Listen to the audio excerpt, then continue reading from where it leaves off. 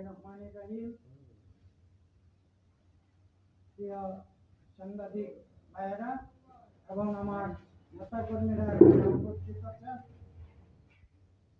আজকে এই বৈলরের আওয়ামী যুবলীগের যে নেতা একটা মিথ্যা বিবৃতি মোবাইলে ছড়াইছে, সম্পূর্ণ মিথ্যা। আমরা এই ছেলেকে এই কি জানি নাম শফিকুল ইসলাম সর্দার, ওর কাছেও আমাদের লোকজন যায় নাই, আমি নিজেও যাই নাই, কিন্তু সে আমার এবং আমার যুগ্ম আমার নেতাকর্মীদের বিরুদ্ধে একটি মিথ্যা কথা গুজব মোবাইলে ছড়াই দিয়েছে।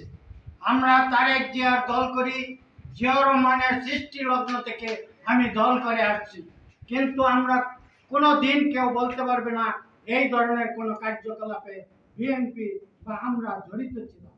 আজকে এই